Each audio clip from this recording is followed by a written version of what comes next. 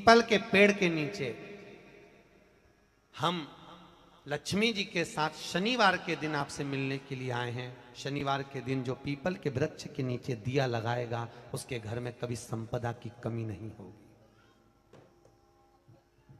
सारे दिन पीपल के वृक्ष के नीचे हमारा निवास होगा। आज भी नियम है, जिसको शनि लग जाता है एक काजल की डिब्बी ले लो और काजल की डिब्बी को 21 बार उतार कर उसको एकांत में जाकर जंगल आदि में एकांत में किसी पेड़ के नीचे इतना सा खड्डा खोद कर उसमें काजल की डिब्बी को डाल दो और मिट्टी से पूर दो, उस व्यक्ति का शनि समाप्त हो जाता है। काशी विश्वनाथ का नाम लेकर काजल की डिब्बी को 21 बार उतार कर अगर काशी विश्वनाथ का नाम लेकर शनि वाले व्यक्ति को अगर पेड़ के नीचे दबा दे, शनि समाप्त। शनि उसको शनिवार के दिन जो पीपल के वृक्ष में सरसों के तेल का दीप लगाता है उसको शनि कभी परेशान नहीं करता। एक बात हमेशा ध्यान रखिएगा, मान लो अगर कोई भारी रोग ऐसा शनि महाराज के कारण हो गया हो, अच्छे काम करते करते उल्टे हो रहे हैं, होते हैं किसी किसी के साथ में, विपरीत परिस्थितियां आ जाती है, अच्छा करने जाओ बुरा हो जाता है, अच्छा कर्म करने जाओ बुरा हो जाता है। तो पीपल के वृक्ष की जो छाल होती है, छाल देखिए, पीपल के वृक्ष में जो छाल लगी होती है उस छाल को घिसकर चंदन बनाकर भगवान शंकर का स्नान कराकर अभिषेक कराकर पूजन कराने के बाद हमें पिपलेश्वर महादेव का नाम लेकर, कौन से महादेव? पिपलेश्वर महादेव का नाम लेकर वो जो घिसी हुई छाल होती है उस छाल का तिलक भगवान शंकर को लगा लो और उसी का थोड़ा सा भाग अपने कंठ पर मस्तक पर लगाना प्रारंभ कर दो। धीरे धीरे जो विपरीत दशा है वो सुधरना प्रारंभ हो जाती है। पर नाम याद रखना, पिपलेश्वर, जम के बोलिए, पिपलेश्वर महादेव। एक देवता ऐसे हैं जिन्होंने दूसरे का हिस्सा खाने का प्रयास करा था और आज भी उस देवता से दुनिया डरती है। और उन्होंने दूसरे का हिस्सा खाने का प्रयास करा था तो शंकर भगवान ने उसको भी नहीं छोड़ा। कौन से देवता? वो बाल्टी में हर शनिवार को आते हैं आपके यहाँ। कौन से? शनि देव। उनने क्या करा था? भगवान सूर्य नारायण ने अपने सारे पुत्रों को देखा, सारे पुत्रों,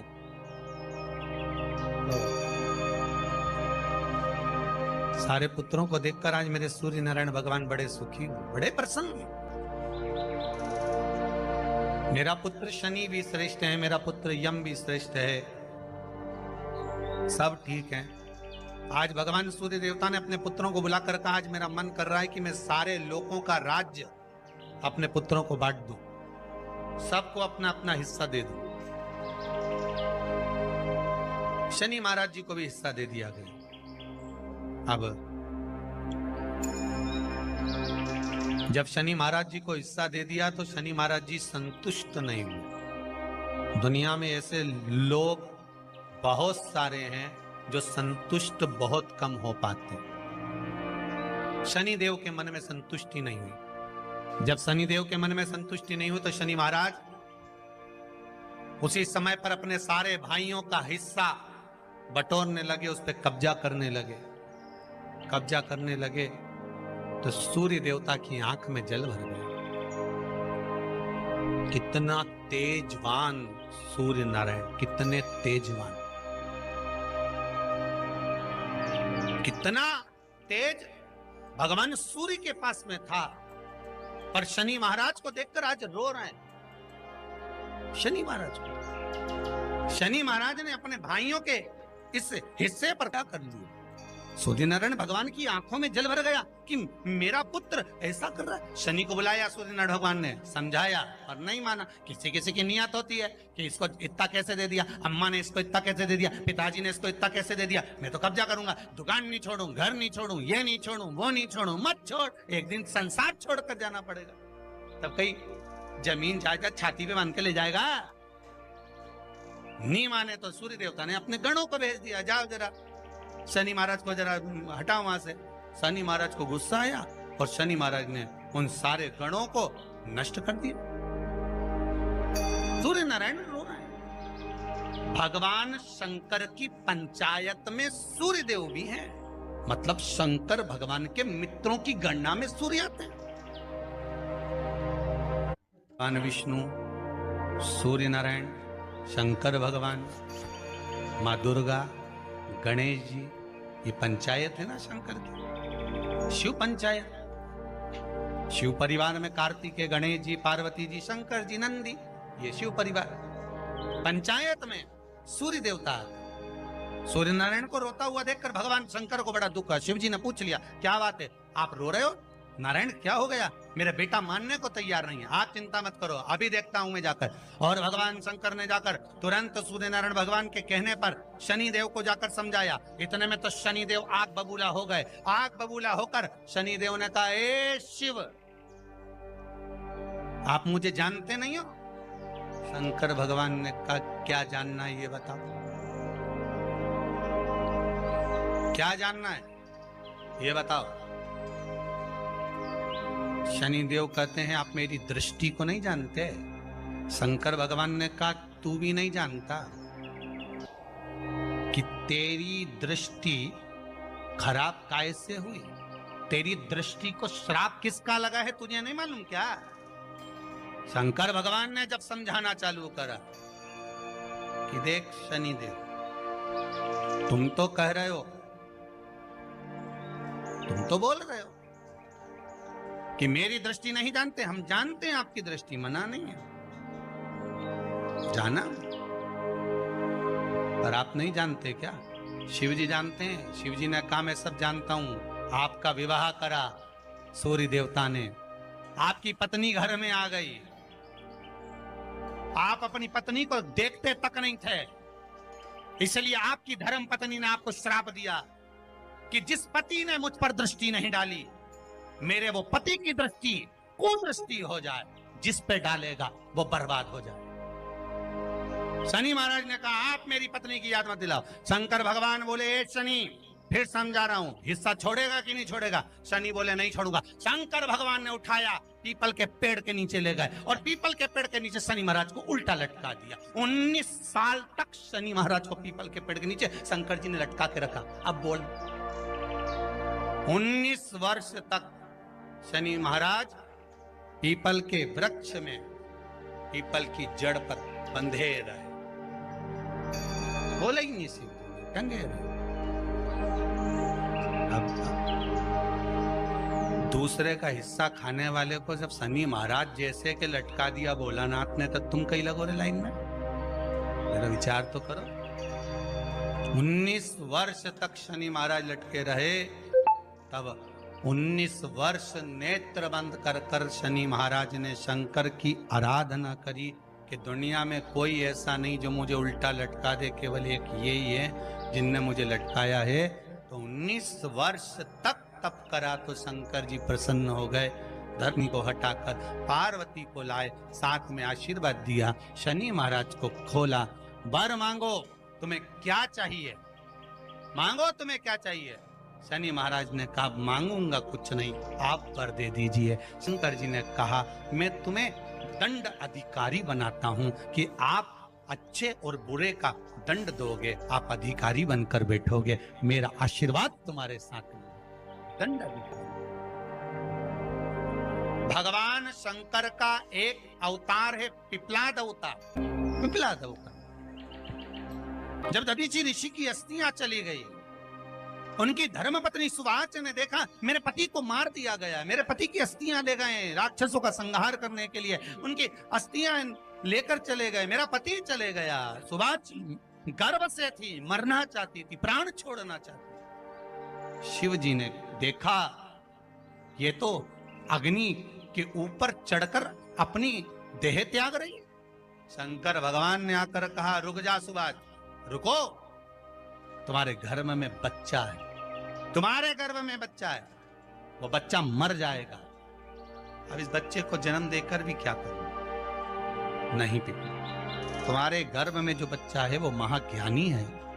तुमने मुझसे प्रसाद के रूप में मांगा था, कहा था शिव जैसा पुत्र होना चाहिए, तो क्या तुम शंकर को नष्ट कर दोगे? मैं शंकर को जन्म दूंगी। सुभाष ने 2 पत्थर उठाए, अपने गर्भ पर मारना प्रारंभ करा।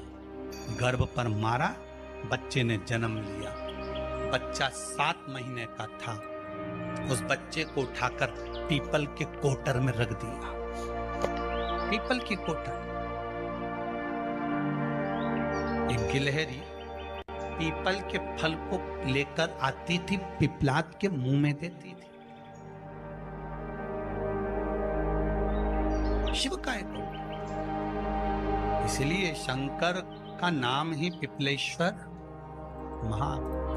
शिव का एक अवतार पिपलाद के रूप में हुआ है। तुम क्यों चिंता करती हो? तुम चिंता मत करो, तुम्हारा पुत्र जन्म दो तुम। और दिया धन सुभाष ने, उसके बाद प्राणों को त्यागा। और उस पीपल के कोटर में अगर भरण पोषण करने वाला कोई था तो वह देवाधिदेव महादेव था। फिर निवेदन करेंगे, माता के गर्भ में बच्चा रहता है, उसका भरण पोषण करने वाला मेरा देवाधिदेव महादेव है।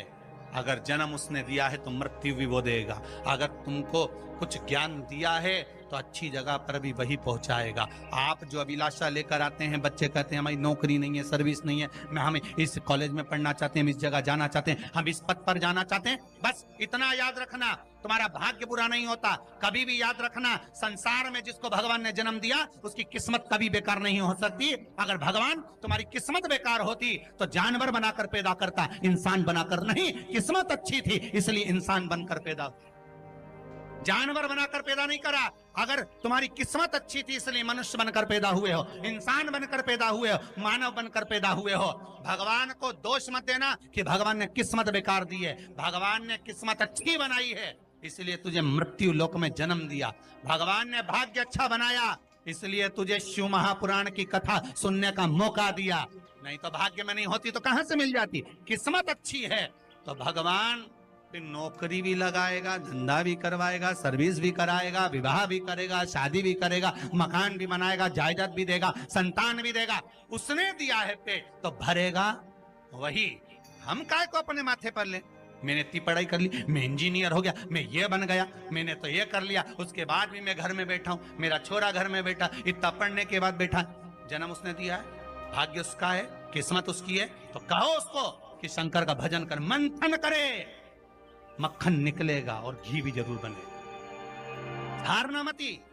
जब तेरे 3.5 करोड़ बन, गिनती मत करना, गिनती वो करेगा। तू तो भज, तू कुबेरेश्वर का स्मरण कर, तू महाकाल का स्मरण कर, तू काशी विश्वनाथ का स्मरण कर, तू महाकाल राजा का स्मरण करके तो देख। शिव का भजन कर, 1 लोटा पानी ले जाकर रोज चढ़ा शंकर जी के मंदिर में जा। शिव से भजन करने में क्या देरी? नहीं जा सकता शिव मंदिर में जाने में? बच्चों को अगर शर्म आती हो तो बेलपत्री के पेड़ के नीचे पानी चढ़ाया, वो भी नहीं कर सकता तो पीपल के पेड़ के नीचे चढ़ाया, वो भी नहीं कर सकता तो आंवले के पेड़ के नीचे चढ़ाया। पर कहीं जुड़ तो सरी, एक बार साध तो सरी, पकड़ने का प्रयास तो करो परमात्मा। शनिवार का दिन है जिस दिन अपन इस दरिद्रता से मिलने के लिए पीपल के पेड़ के नीचे आए हैं। हिंदू धर्म में ये दिन पीपल के वृक्ष के लिए पूजनीय होगा। जो भी शनिवार के दिन पीपल के वृक्ष की पूजन करेगा, दूध चढ़ाएगा या मिष्ठान का भोग लगाएगा, लक्ष्मी और नारायण उसके घर में प्रवेश कर जाएगा। लक्ष्मी और नारायण उसके घर में प्रवेश करेगा, इसलिए नियम बनाया। कौन से दिन का? शनिवार। लक्ष्मी जी बोली, नारायण आपने तो एक दिन का वार लिख दिया। शंकर जी ने 7 वार बनाए हैं, रविवार, सोमवार, मंगल, बुध, गुरु, शुक्र और शनि। ये शिव जी ने बनाया। अब एक दिन आपने अपना बना लिया, बाकी के दिन अगर कोई इस पीपल के वृक्ष के नीचे आएगा और यहां तो दरिद्रता बैठी है तो उसका क्या होगा? भगवान नारायण बोले, सुन दरिद्रता, तेरे से एक विनती है, अगर कोई भी मनुष्य इस पीपल के पेड़ के नीचे अगर 7 दिन में आता है और उसके हाथ में अगर कोई सामग्री होती है तो तू उसके घर में प्रवेश नहीं करेगी। नियम है पीपल के वृक्ष का, या तो पानी का लोटा लेकर जाओ, कुंकू का चोपड़ा लेकर जाओ, शक्कर लेकर जाओ, या पेड़ के नीचे चींटी को डालने के लिए आटा ले जाओ, पर खाली हाथ पीपल के वृक्ष के नीचे कभी मत जाओ, कभी नहीं जाओ। खाली हाथ जाओगे तो दरिद्रता तुम्हारे घर में प्रवेश करेगी। दरिद्रता उठकर खड़ी होकर बोली, नारायण तुमने अपनी मनमानी करी है, एक दिन मुझे भी मेरा चाहिए। भगवान ने कहा बोल कौन सा दिन चाहिए। दरिद्रता कहती है रविवार के दिन इस पीपल के वृक्ष के नीचे मैं दिन भर नृत्य करूं, इसमें रहूं, और जो यहां आए रविवार को मैं उसके घर में प्रवेश करूं। भगवान ने कहा ठीक है। दरिद्रता रविवार का दिन एक ऐसा दिन रहेगा जिस दिन तू इस पीपल के वृक्ष के नीचे नृत्य करेगी, और जो आएगा इस पीपल के वृक्ष के नीचे तो उसके साथ प्रवेश करेगी। मैंने तुझे वर दिया। इसलिए हमारे यहाँ केवल पीपल का वृक्ष अगर दीवार में भी लग जाता है ना, किसी की फैक्ट्री की दीवार में, किसी के घर की दीवार में पीपल का वृक्ष अगर लग जाता है, पीपल का पौधा लग जाता है, उसको कितना भी तोड़ लो वो वापस लग जाएगा। फिर तोड़ोगे फिर लग जाएगा। अगर पीपल के पौधे को तोड़ना है तो केवल रविवार का दिन एक नींबू, एक मिर्ची और बमूल का कांटा, ये 3 चीजें रखने के बाद में आधे घंटे बाद रविवार के दिन पीपल के पेड़ को उखाड़ कर फेंक दो। दूसरी बार कभी पीपल दीवार में लगता ही नहीं, कभी नहीं लग सकता। केवल एक रविवार का, केवल एक संडे, इतवार का। घर में दीवारों पर अगर पीपल लग भी गया है, इसलिए पीपल के वृक्ष को उखाड़ने का, अगर घर में पीपल लगा हुआ है या पीपल का पौधा हमारे घर में लग गया, उसको उतारना, निकालना, लगाना, तो पीपल के वृक्ष को अगर निकाला जाता है तो रविवार के दिन, और अगर पीपल के वृक्ष को कहीं लगाया जाता है तो सोमवार के दिन या मंगलवार के दिन, बुधवार के दिन, इन दिनों में लगा सकते पीपल के वृक्ष कहीं लगाना। शनिवार का दिन एक ऐसा दिन होता है जिस दिन पीपल के वृक्ष को कहीं जाकर लगाया नहीं जाता, क्योंकि शनिवार के दिन पीपल के वृक्ष के नीचे लक्ष्मी रहती है। हम अपने हाथों से अगर पीपल का वृक्ष किसी दूसरी जगह पर शनिवार को रोपित करते हैं तो हमारे घर की लक्ष्मी अपने घर से छिन्न होकर चली जाती है। इसलिए शनिवार के दिन पीपल लगाया नहीं जाता, किसी के घर जाकर उसको वापस पलटा नहीं जाता। लग गया उसको प्रभु मेरी धर्म पत्नी को कहाँ रखूं आप बताओ। वो तो जहां यज्ञ होता है, अनुष्ठान होता है, दान होता है, पुण्य होता है, सत्कर्म होता है, वहां जाने को तैयार नहीं। अब करूं क्या? भगवान ने बोला एक काम करो। दुर्वासा जी बोले जिसके यहां रात्रि में बर्तन झूठे पड़े रहते हो उसके घर में इस दरिद्रता को लेकर तुम प्रवेश कर जाना। जिसके यहां रात्रि में बर्तन झूठे पड़े हो वहां लेकर प्रवेश कर जाओ। दूसरी जगह दुर्वासा जी बोले जो स्त्री घर में दोपहर के समय पर सो रही हो उसके घर में इसको लेकर प्रवेश कर जाइए। जो स्त्री दोपहर के समय में घर पर सो रही हो इस दरिद्रता को लेकर प्रवेश कर जाइए। तीसरा, जिसके यहां पर दरवाजे पर कांटे वाले पौधे लगे हों उस घर में इस दरिद्रता को लेकर प्रवेश कर जाइए। दरिद्रता कितनी सुंदर बात कही है। दाता और विधाता कौन कौन? दाता और विधाता। लक्ष्मी और दरिद्रता के सगे भाई हैं। कौन कौन? दाता और विधाता। दाता को फिटकरी प्रिय है, विधाता को नमक प्रिय है। ये दोनों हमेशा लक्ष्मी को और दरिद्रता को दोनों को समझाते थे, दोनों में प्रेम बढ़ाते थे। आज भी हिंदू धर्म की रीति है। यहां तो ठीक है, जिसके यहां पर भी अगर थोड़ी सी भी परेशानी होती है, थोड़ा सा क्लेश होता है, अशांति होती है, लक्ष्मी नहीं टिक रही हो, काम नहीं बन रहे हो, बहुत प्रयास करा जा रहा हो और हमारा कार्य नहीं होता, तो क्या करते हैं? फिटकरी और नमक को पानी में डाल देते हैं और घर में पोछा लगा देते हैं। आप लोगों ने आजकल फेसबुक पे भी पढ़ा होगा, व्हाट्सएप पे भी पढ़ा होगा। तो क्यों लिखा उसमें? उसका कारण ही केवल होता है कि दाता और विधाता की प्रियता उसमें। माता ख्याति के जो 4 बच्चे हुए इसमें जो 2 लड़के हैं दाता और विधाता, उसकी प्रियता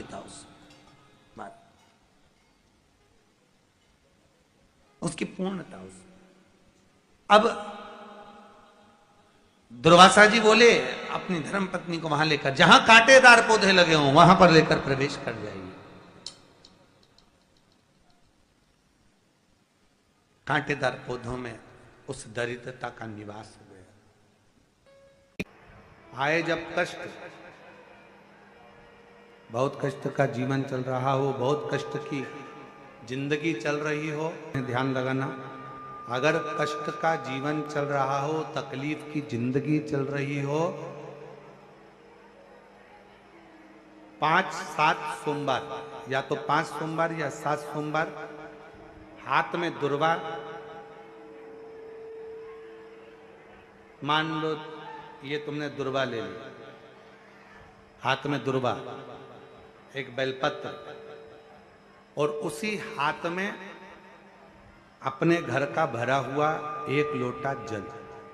पहले रखना है दुर्वा, फिर रखना है बेलपत्र, उसके बाद में हाथ में 1 लोटा जल, और दोनों हाथों का स्पर्श करते हुए जो अपना पूजन का कक्ष होता है घर के अंदर का, उस पूजन कक्ष की साक्षी में खड़े होकर अपने कुल देवता, पितृ देवता और अन्य देवताओं का स्मरण करते हुए, बाबा बहुत दुखी हूँ, बहुत तकलीफ में हूँ, बहुत कष्ट में हूँ, मेरा परिवार आज दुख तकलीफ में है, मेरा परिवार आज कष्ट में है, दुख में है, कष्ट में है।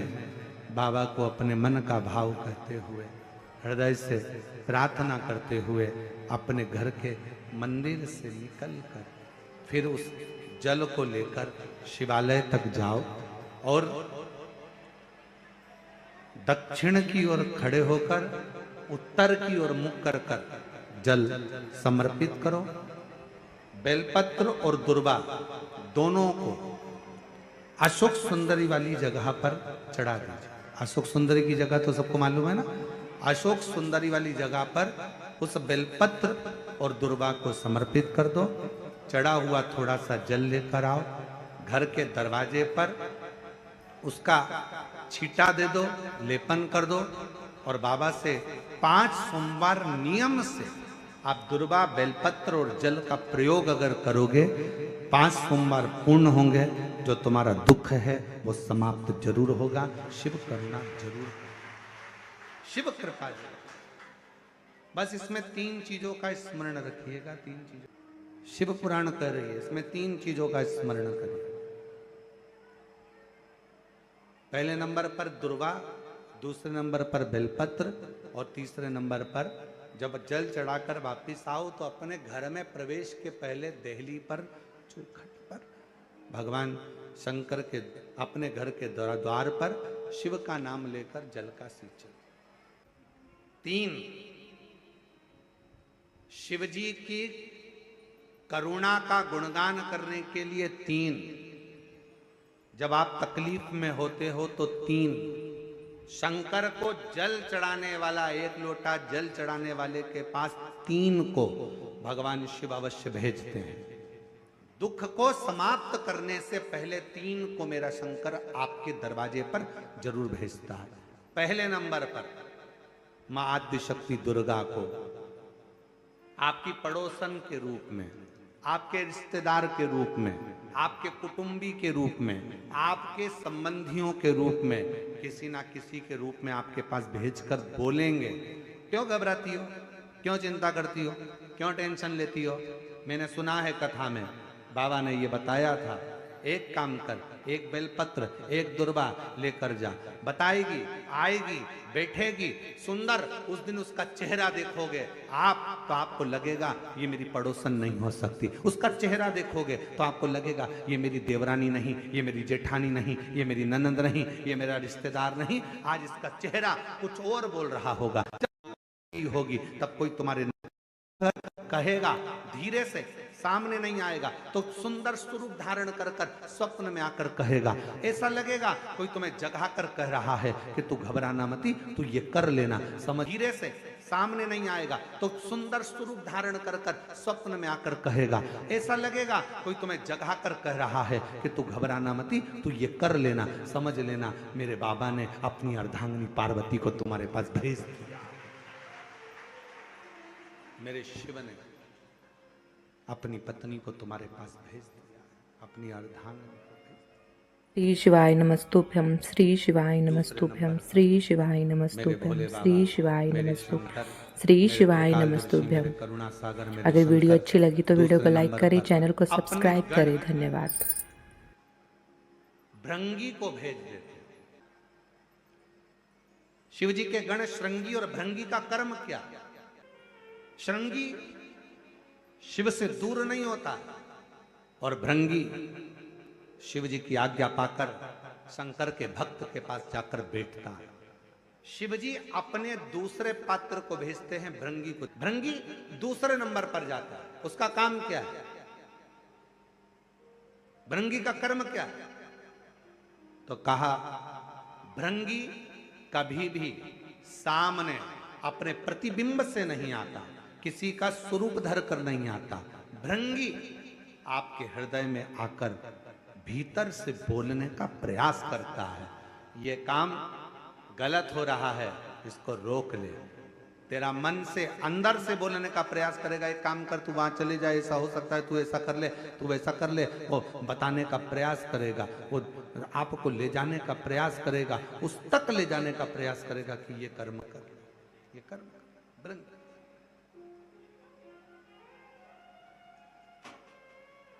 दूसरे नंबर पर भृंगी आपके मन की वाणी को शिव तक पहुंचाने का प्रयास करेगा। और तीसरे नंबर पर भगवान शंकर अपने भक्त का दुख हरने से पहले तीसरे नंबर पर भेज देते हैं अपने नंदीश्वर को, अपने नंदी गण को। मेरे शिव भेजते हैं। नंदी का काम क्या है? जैसे ही नंदी आता है, कोई व्यक्ति के रूप में, किसी रूप में, किसी फोन के रूप में, किसी कॉल के रूप में, किसी पत्र के रूप में, किसी मैसेज के रूप में, जब नंदी तुम्हारे घर में प्रवेश करता है तब वो तुम्हारे रास्ते को क्लीन कर देता है, रास्ते को साफ कर देता है, उसको मार्ग को प्रशस्त कर देता है। आप दिल से उससे कहो, जहां तार ना जुड़े। कोई कई जगह कहे ना, अभी हमने कहा कि हमारे बच्चे कहे यहाँ पर सिग्नल मिल रहा है, कोई कहे वहां सिग्नल मिल रहा है। अगर सारी दुनिया से हार गए तो फिर एक जगह पर जाकर सिग्नल मिलाना।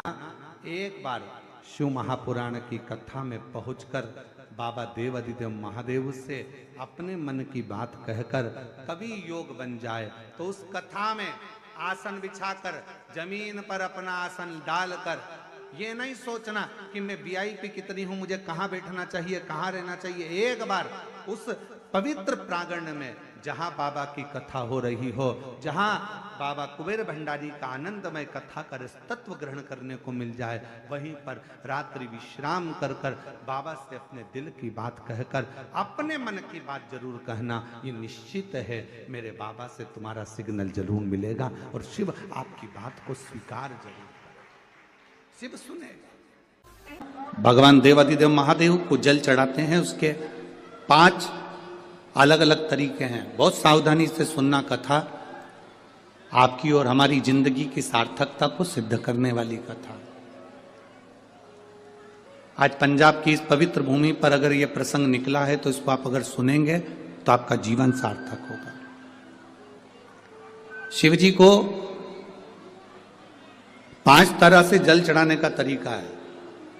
जैसे पंचामृत होता है, दूध, दही, शहद, घी, शक्कर, ये सब पंचामृत के अंतर्गत आते हैं। उसी तरह शंकर जी को 5 तरह से जल चढ़ाने का क्रम वर्णित किया गया। अब उसको समझेंगे, बहुत सावधानी से समझिएगा। पहला, जल लेकर आए, सीधे डायरेक्ट शंकर भगवान के शिवलिंग पर चढ़ा दिया। ये प्रथम जल का चढ़ाने का तरीका। दूसरा, जहां से पानी बहकर जाता है, जहां से जल बहकर जा रहा है, उसके ठीक विपरीत जल उत्तर में जा रहा है, आप दक्षिण में खड़े होंगे और दक्षिण में खड़े होकर उत्तर की ओर मुख करेंगे और शिव जी को जल समर्पित करेंगे। ये रोग मुक्ति करने वाला है और हमारे रोग पर हमें विजय प्रदान करने वाला है। ये जल चढ़ाने का तरीका। एक सीधे मंदिर में गए, लोटा भरकर जल उठाया, शिव जी को चढ़ा दिया। दूसरा जल जहां से पानी बहता है, शिव जी का चढ़ा हुआ जल जहां से बहकर जाता है, उसके ठीक विपरीत में शिव जी का जल इधर जा रहा है तो तुम यहां खड़े हो, तुम यहां बैठो, यहां मत बैठना, यहां मत बैठना, इधर बैठो। अगर रोग का निवारण है तो यहां बैठकर। तीसरा, अशोक सुंदरी से जल चढ़ाते चढ़ाते